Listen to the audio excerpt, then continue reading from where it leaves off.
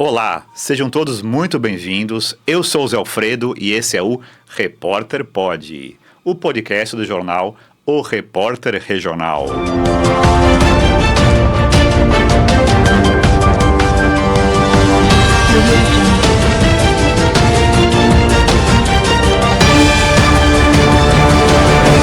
A nossa convidada de hoje é enfermeira, especialista em saúde pública, moradora de Cotia há quase 50 anos.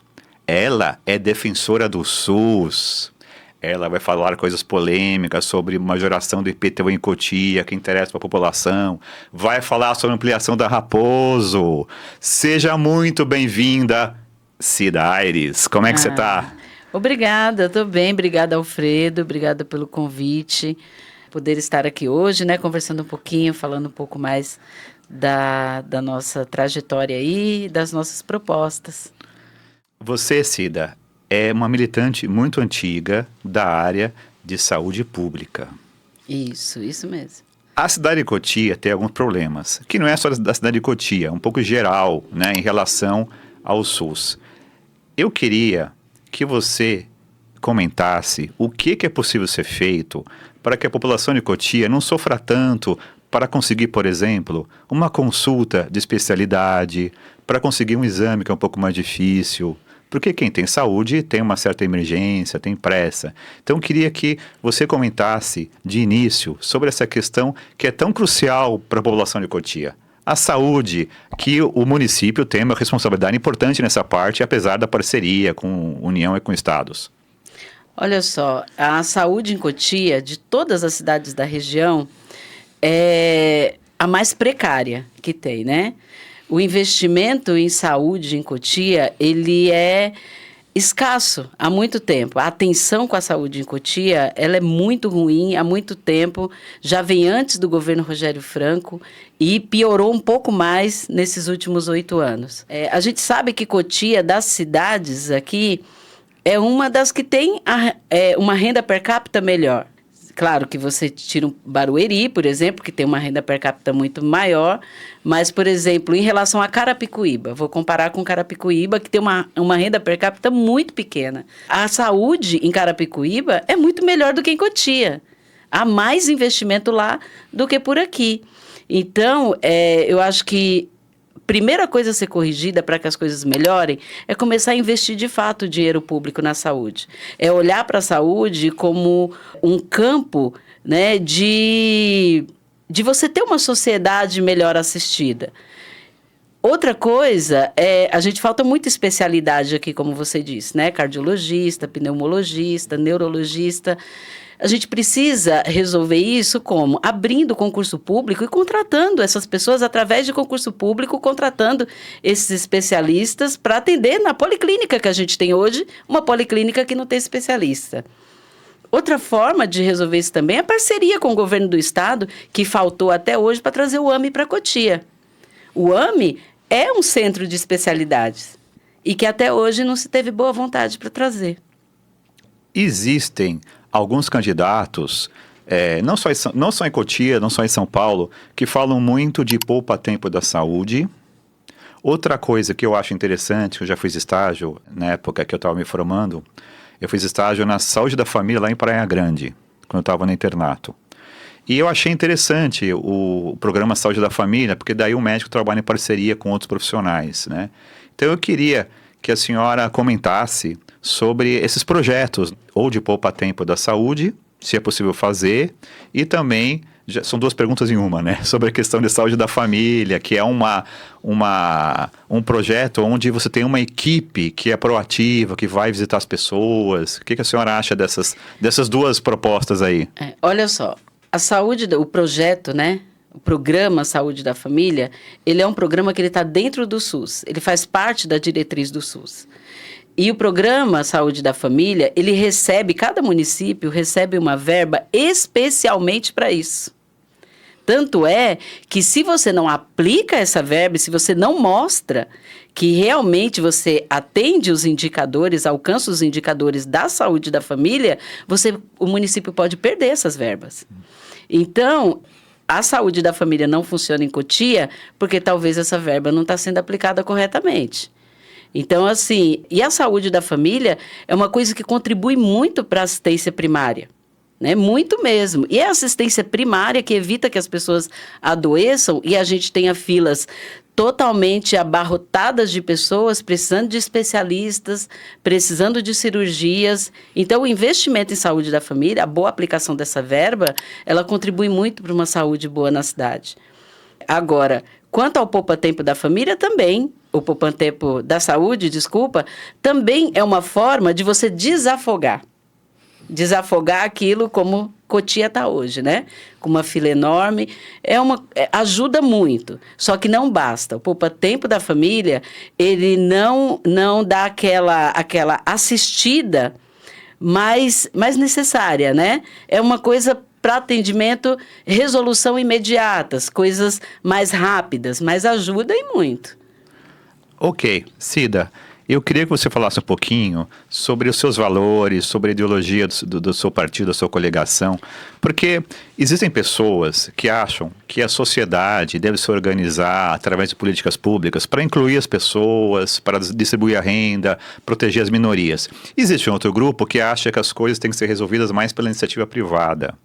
E o SUS é público, é uma conquista da sociedade. Eu queria que você comentasse um pouco sobre essa questão do SUS, dos seus valores em relação à saúde.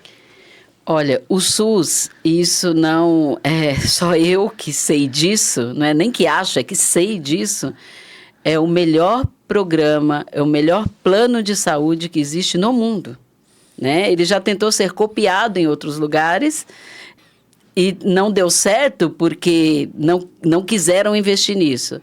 Mas o SUS é o melhor plano de saúde que existe. O SUS ele foi conquistado com muita luta. O SUS não foi uma coisa que foi feita porque criaram lá uma lei, a saúde é dever do Estado, e aí eles, poxa, a gente precisa criar uma forma de atender as pessoas em todas as suas demandas. Não, o SUS ele nasceu com muita luta. Então, a defesa do SUS ela é extremamente necessária, porque ela é uma coisa conquistada pela luta do povo. E tudo que é conquistado pela luta do povo é com muito sacrifício e precisa ser defendido. Hoje a gente tem aí governos, né, até governos que passaram pela presidência, que infelizmente falavam em terceirizar tudo e acabar com o SUS. Né? Eu particularmente, eu sou contra a terceirização. Eu acho que o SUS ele precisa ter mais investimento, mas a gente sabe que a saúde no Brasil ela vem virando mercadoria. E quando a saúde começa a virar mercadoria e favorecer pessoas que já ganham muito dinheiro e são ricas com isso, os governos que são a favor da terceirização, eles deixam de investir no SUS porque ele quer justamente passar para a população a ideia de que o SUS não presta. Mas o SUS, ele é excelente, muito bom. O que falta do SUS é investimento correto, é parar, muitas vezes tem desvio de dinheiro, é investir o que precisa ser investido e ensinar também, educar a população para que ela saiba usar o SUS. Eu sempre faço uma comparação, falo assim, quando você faz um convênio médico e você paga a primeira mensalidade, a primeira coisa que eles te entregam na sua mão, o que é? Além da carteirinha, é um manual de instrução. Né? Por quê? Porque o cara quer que a pessoa saiba usar para que aquilo dê certo. No SUS, alguém ensina para o povo usar o SUS? Não, porque não há interesse que ele dê certo. O interesse é acabar com o SUS mesmo. Por isso que o SUS precisa de defensores e eu sou uma defensora do SUS. Cida, vamos falar um pouquinho sobre educação, que é outra questão onde é uma parceria de União, Estados e municípios. Mas existe uma parcela municipal, uma dotação orçamentária importante para a educação e um número de escolas ligadas à área municipal. O que você tem a dizer para os pais, para que seus filhos entrem numa escola e tenham um ambiente seguro, saudável, produtivo, que os funcionários tenham condição de trabalhar, de exercer sua função, que os professores tenham sua autonomia para fazer um bom trabalho. O que você tem a dizer para os pais dessas crianças? Olha só, o que eu tenho a dizer para os pais dessas crianças, né, que frequentam, e vou trazer para a nossa realidade aqui em Cotia, que frequentam as nossas escolas municipais, principalmente é que agora, dia 6 de outubro, eles vejam bem quem eles vão escolher para colocar lá na prefeitura e ver se essa pessoa tem compromisso, de fato, com a educação no município. Veja bem, o governo Rogério Franco, falando de servidor público, e aí entra também os servidores da educação, foi o governo que mais tirou direitos do funcionalismo público.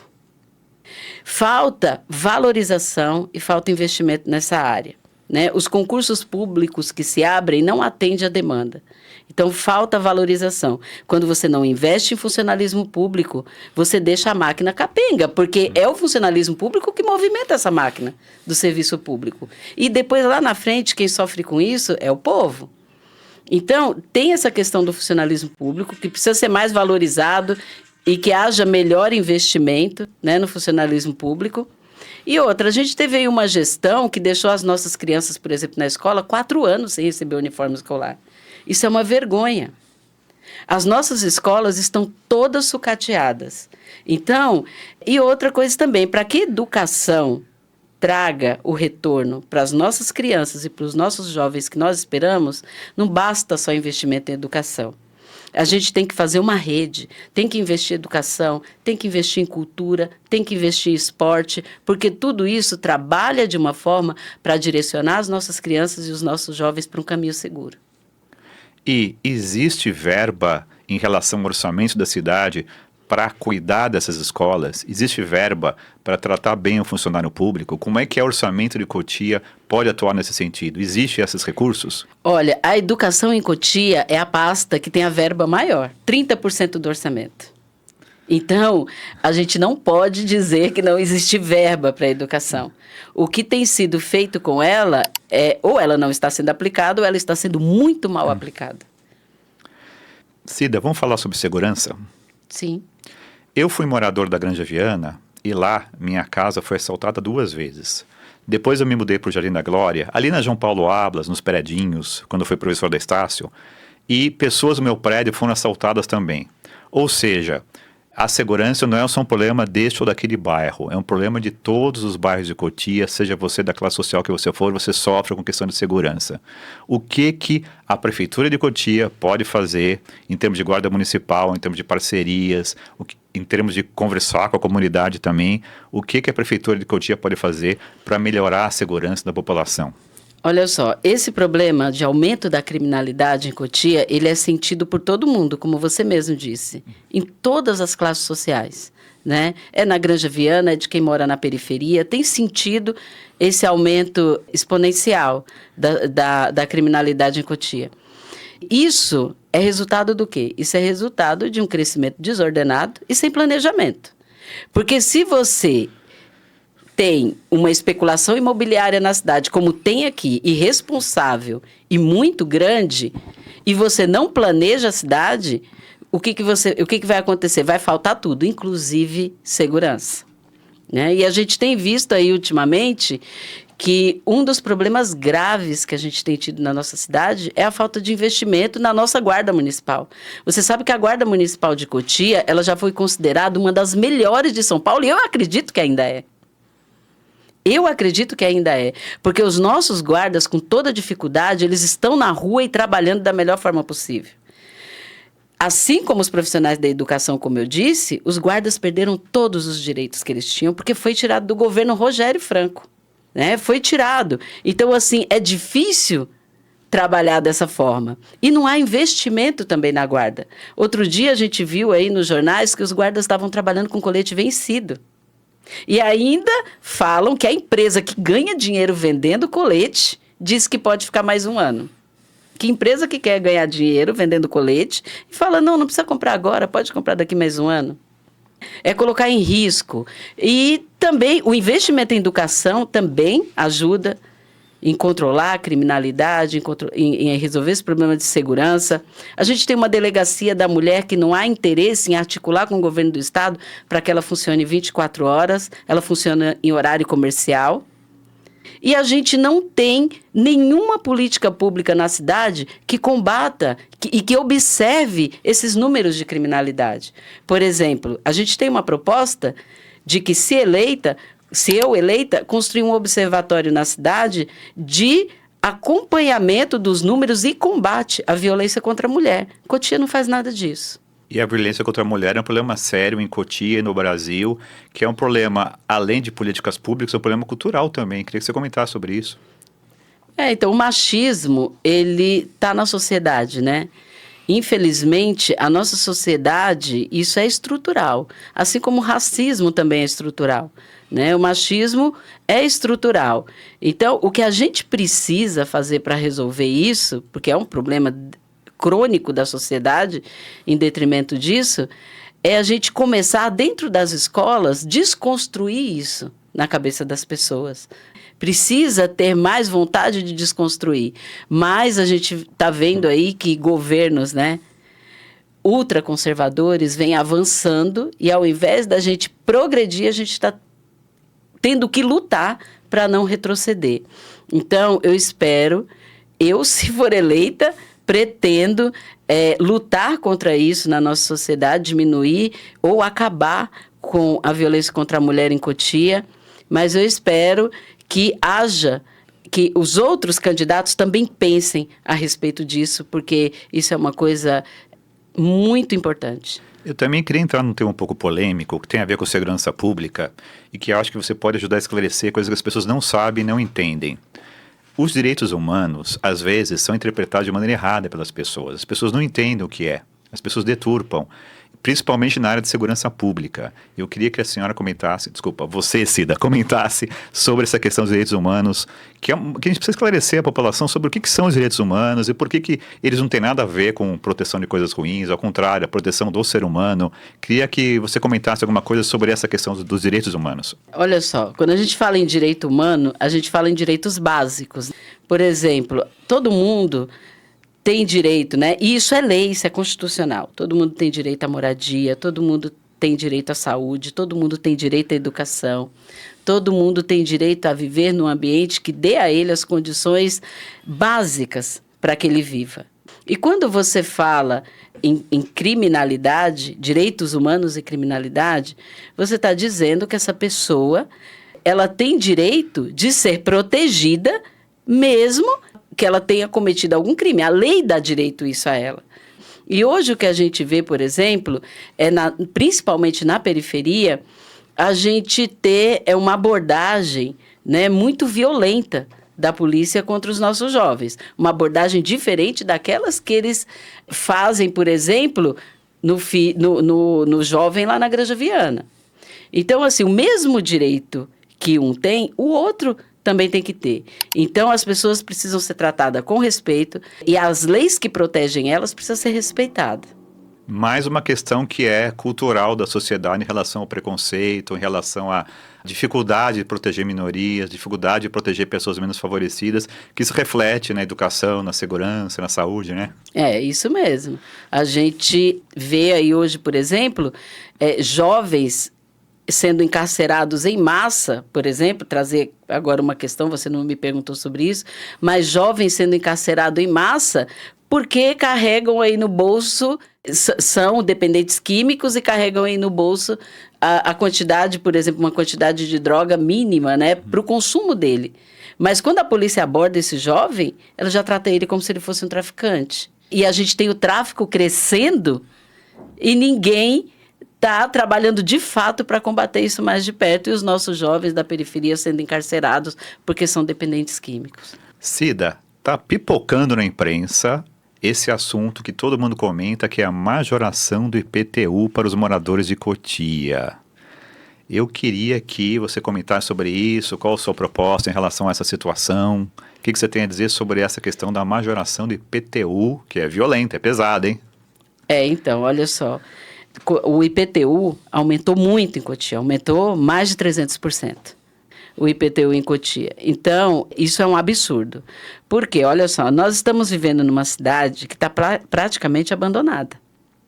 A gente anda nas ruas todas esburacadas, a gente não está tendo uma coleta de lixo nem um pouco satisfatória. Eu moro na periferia e eu vejo isso. A periferia, o centro também está, mas a periferia está...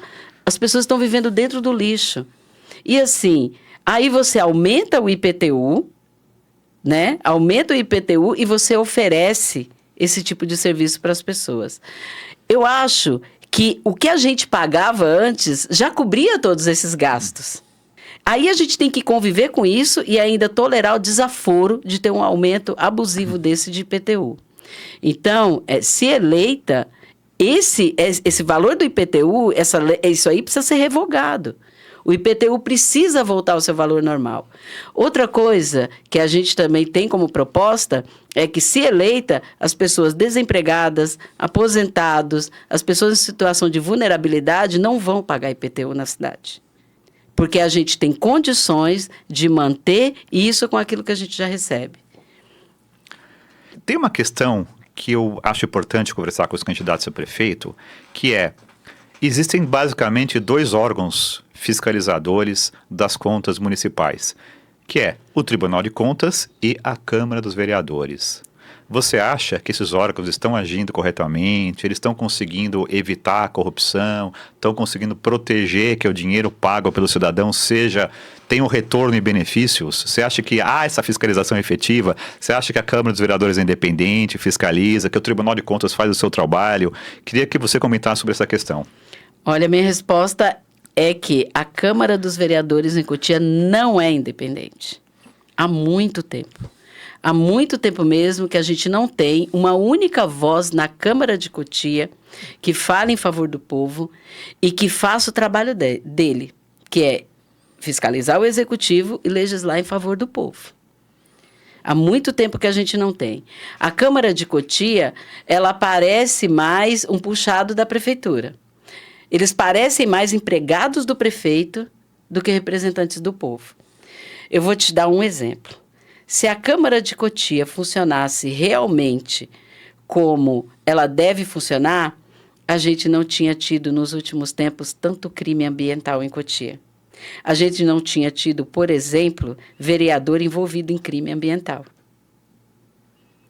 Então, por aí a gente percebe que o povo de Cotia está ao Deus dará, vamos dizer assim, né? Você não tem um executivo que faz o trabalho dele e você não tem uma Câmara que faz o trabalho para o qual ela foi eleita. Isso a gente observa muito, né? Existe uma dependência dos vereadores em relação ao prefeito, eles realmente não têm autonomia, e o Tribunal de Contas faz uma coisa contábil apenas, ele não vê a execução do contrato, né? Ele faz uma coisa contábil. Bom, outro assunto bastante polêmico, importante, tanto o povo que mora em Cotia como o povo que mora em São Paulo, que tem que pegar Raposo Tavares, tem sofrido muito, né? A gente quase todo dia vê algum problema, de algum atropelamento, de algum acidente, ou quando não tem acidente, tem um excesso de fluxo de veículos, enfim, tanto de ônibus como de carro, as pessoas estão sofrendo muito para transitar pela Raposo Tavares. Então eu queria que você comentasse o que é possível fazer para melhorar essa situação e comentasse também sobre essa proposta de inserir pedágios ao longo da Raposo. Então são essas 2 questões, o que fazer para melhorar o trânsito e o que fazer a mobilidade das pessoas que sofrem tanto para ir trabalhar, né? E em relação ao pedágio, que também comente sobre esse assunto. Olha só, primeiro eu vou falar do projeto Nova Raposo Não, que é o projeto do governador do estado, Tarcísio de Freitas, que pretende implantar esses pontos de pedágio na Raposo Tavares no número de 6 pontos de pedágio. Isso é um absurdo, porque a gente sabe que a maioria das pessoas que circulam pela Raposo Tavares, principalmente a gente que mora aqui em Cotia, em Vargem Grande Paulista, é o povo trabalhador, é quem precisa passar pela Raposo Tavares para ir trabalhar e voltar à tarde. Isso representa mais perda, né, para esse trabalhador. Então, eu sou totalmente contra o projeto Nova Raposo, não só por conta disso, também porque ele foi criado e foi colocado sem fazer os estudos de impacto ambiental necessário, sem fazer a discussão com a população, sem fazer as audiências públicas de maneira transparente e de maneira participativa, como deveria ter sido feito. Então, sou contra por conta disso. O problema da Raposo precisa ser resolvido? Óbvio que sim. Nenhum de nós aguenta mais demorar 2 horas para chegar em Pinheiros, né? Sair de Cotia e demorar 2 horas para chegar até Pinheiros. Então, ele precisa ser resolvido. Só que, no meu entendimento, não tem como resolver o problema da Raposo Tavares sem investimento em transporte público de massa e de qualidade. Porque para a pessoa deixar o carro dela em casa e resolver pegar um transporte público para poder se locomover, esse transporte público tem que ser, no mínimo, de boa qualidade. E tem que ser rápido. E quais são os transportes hoje que a gente tem de massa, que tem de qualidade e que tem um tráfego rápido? Metrô ou trem. Então, assim, precisa ter investimento. Uma das primeiras coisas é investimento para que haja transporte público de massa.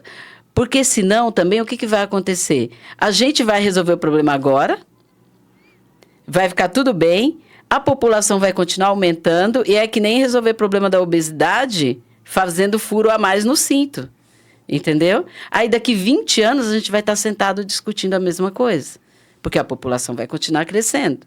Então, primeiro passa por isso. Segundo, eu acho que o maior problema que a gente tem é ali, quando você vai pegar o retorno para entrar na Avenida São Camilo. Ali é o maior gargalo que a gente tem da Raposo Tavares, um dos, né, maiores. Eu acho que a construção de uma alça também ali ajudaria bastante. E a gente poderia criar, assim, né, criar leis para que a gente possa criar corredores de ônibus. O pessoal fala, mas não pode porque é uma rodovia estadual. Ué, mas a lei pode ser mudada, não pode? Sim. Se houver boa vontade, ela pode ser mudada. E criar ciclovias também para que em pequenos percursos as pessoas possam optar por esse meio também. Tem uma questão que eu queria comentar com você, que é sobre a participação popular no decorrer da gestão da prefeitura. A nossa legislação, a Constituição, ela prevê que a nossa democracia tem um lado representativo e um lado participativo. E até a legislação complementar também prevê essa participação popular na parte orçamentária, na parte de grandes obras, de consulta à população. Eu queria saber se você defende, por exemplo, orçamento participativo, ou o que pode ser feito de maneira geral para a população ir acompanhando mais a gestão do prefeito ao longo dos 4 anos. Porque na política brasileira, a pessoa vota lá no político, eles até esquecem quem votou, passar 4 anos sem votar em outro de novo, e não participa durante essa gestão. Perde o contato com ele, perde o contato com a execução de orçamento, uma série de coisas. Então eu gostaria de saber se você concorda com maior participação popular, com mecanismos até institucionais, né, até legais, para as pessoas poderem ter sua voz, os bairros poderem participar, poderem dizer, olha, nós queremos isso, nós queremos aqui uma creche, queremos aqui reforma do posto, em vez de querer aquela outra obra lá, né? Porque a pessoa que mora no bairro sabe muito mais do que o tecnocrata no gabinete, né? Então, eu queria que você comentasse sobre a participação popular, orçamento participativo. Qual a sua visão sobre esse assunto? Olha, você tocou num assunto muito importante. E agradeço pela sua pergunta, viu? Porque, olha só, não há como fazer um bom governo sem ouvir o povo. Não há. Uma das principais características que um governante precisa ter é bom ouvido para ouvir o povo. Porque, olha só, outro dia, esses tempos aí atrás, a candidata da máquina, senhora Ângela Maluf, ela colocou um vídeo nas redes sociais, e eu até questionei, né, sobre esse vídeo, onde ela disse que para ter lugar de fala tem que ter formação acadêmica. Veja bem, o trabalhador que sai de manhã para trabalhar e usa o transporte público, ele sabe dizer muito melhor para mim qual que é os problemas do transporte público do que um engenheiro de tráfego, que não anda no transporte público. A senhora que mora no bairro lá há 30, 40 anos, ela conhece muito melhor os problemas do bairro dela do que qualquer doutor por aí, que nunca nem pisou os pés naquele bairro. A mulher que precisa da creche, ela conhece muito mais a importância, a empregada doméstica que precisa da creche, ela sabe muito mais qual que é a importância e a necessidade dela, dessa vaga na creche, do que quem nunca precisou dela. Então, uma das coisas que um governo precisa fazer, primeiramente, para ser bem-sucedido, é realmente ouvir o povo. E eu acho que Cotia precisa ter um canal de maior acesso, de maior alcance, para ouvir o povo.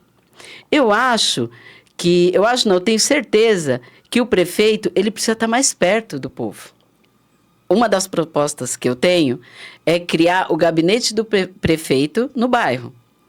E todo mês passar um dia, horário comercial mesmo, das 8 às 5 da tarde, ouvindo as lideranças daquele bairro, sabendo quais as demandas daquele bairro, porque é preciso saber, são eles que sabem os problemas que eles enfrentam.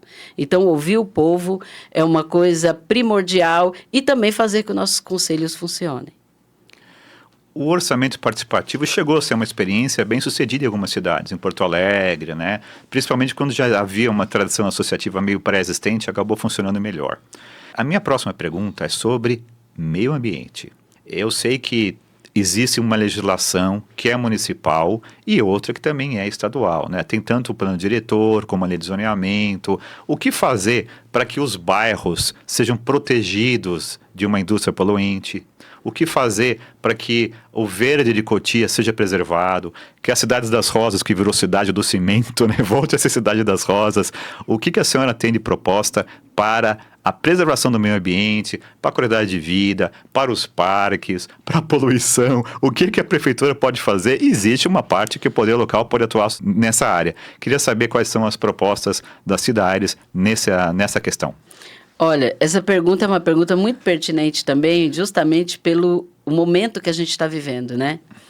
O problema, a necessidade de discutir meio ambiente e de investir no cuidado com o meio ambiente, ela se faz necessária não só em Cotia, ela se faz necessária no mundo todo.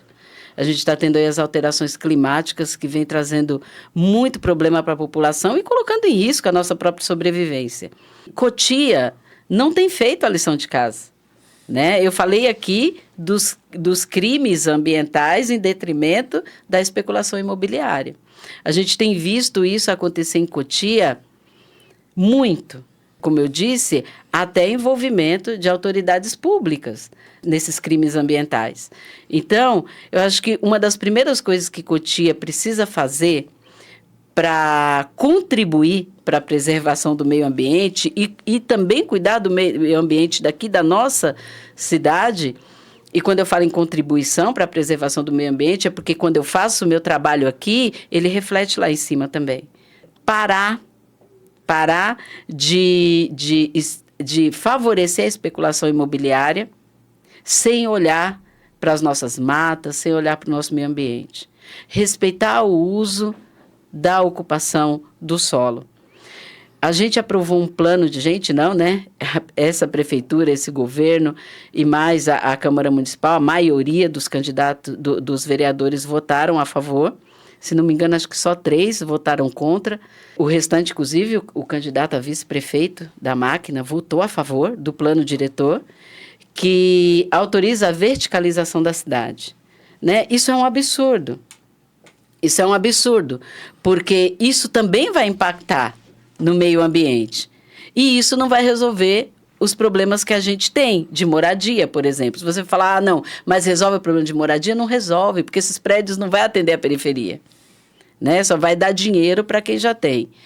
Esse plano diretor, por exemplo, pega o Parque Semucan e o Parque Chico Anísio, que foi construído e nunca foi aberto, e tira da zona de preservação ambiental. Então, é um absurdo você ter uma cidade onde proteger o meio ambiente é fundamental e a gente vê as coisas acontecendo na contramão. Você tocou num ponto importante da moradia. Você queria desenvolver mais essa questão de o que fazer para ajudar pessoas aí que estão numa situação aí bem difícil, bem complicada, famílias precisando de uma moradia digna. Você tem alguma questão aí para acrescentar sobre esse assunto? Falta muita moradia digna em Cotia, né? As pessoas, e muitas delas que não têm uma moradia própria, vivem em situação de risco, né? Em áreas de risco. Então, eu acho que precisa levar isso muito a sério. Eu acho que uma forma de resolver isso é fazer parceria com o governo federal, né, para que a gente... Teve uma época que a gente teve a construção de vários conjuntos ambientais aqui pelo Minha Casa Minha Vida, e isso tirou muitas famílias dessa situação. Eu acho que uma parceria com o governo federal também ajudaria muito a resolver essas questões.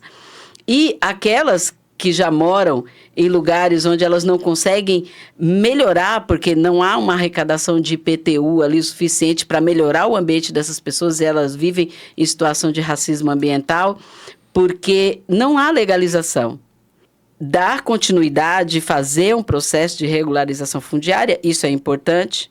A prefeitura, parece-me que já vem fazendo por aí, a gente não consegue saber como que isso anda, mas parece que já vem fazendo. Mas não basta só você entregar na mão da pessoa um documento e ela continuar vivendo ali em condições subhumanas. A gente precisa também transformar aquilo em uma situação que vai trazer para a prefeitura condições também de resolver o problema ambiental que tem ali. Aquela pessoa regularizou a casa dela, ela vai pagar IPTU. Esse IPTU tem que ser aplicado para resolver os problemas daquele bairro, daquela comunidade. Cida Aires, temos um tempo ainda. Você esteja livre à vontade para dar o seu recado final para a população de Cotia. Pode falar sobre a conjuntura atual, pode falar sobre a sua visão de mundo, visão de cidade, seu projeto de cidade, qual que é o seu sonho de cidade, o que você pode fazer na prática para ajudar a população de Cotia. Seu recado final, fica à vontade, tem um tempo ainda, pode ficar tranquila e dar o seu recado final aí para nós. Olha só, nós vivemos em Cotia, né, há muitas décadas, com um processo de governança onde é governado por um grupo de pessoas, onde quem está no poder indica quem vai entrar, e o outro que vem vai dando sempre continuidade a essa forma de fazer governo que está aí há décadas e que nunca resolveu o problema do povo e que nunca favoreceu o povo de Cotia. Nos últimos anos, esses problemas eles têm se agravado. A gente nota, eu andando nas ruas, eu noto principalmente a revolta, a insatisfação das pessoas e o desejo de mudança das pessoas. Eu vou puxar uma sardinha para o meu lado. Eleger mulher nessa cidade é importantíssimo, tanto para a Câmara Municipal, tanto para o Executivo. Mas a gente precisa saber que não basta ser mulher. A gente precisa ter uma mulher no governo que faça a diferença e que mude as condições de sobrevivência das pessoas na cidade e que tenha realmente um olhar para o povo e não esteja comprometida em fazer um governo como aqueles que a gente já tem visto por aí. Cotia precisa de mudança. A gente precisa cuidar das nossas crianças, a gente precisa cuidar dos nossos jovens, a gente precisa ter investimento na saúde, investimento na educação, na segurança. A gente precisa transformar Cotia numa cidade melhor para se viver. Então, dia 6 de outubro, vote 50. Vote Cida Aires para prefeita. Cida Aires, muito obrigado pela sua presença. Seja sempre muito bem-vinda aqui. O Repórter Pod agradece, o jornal O Repórter Regional agradece, na figura do nosso jornalista amigo Walter Wolff, e Zé Alfredo também te agradece, venha sempre aqui, muito obrigado. Obrigada. Obrigada, Alfredo, obrigada. Imagine, venha sempre, boa tarde a todos e assistam o Repórter Pod nas nossas redes sociais.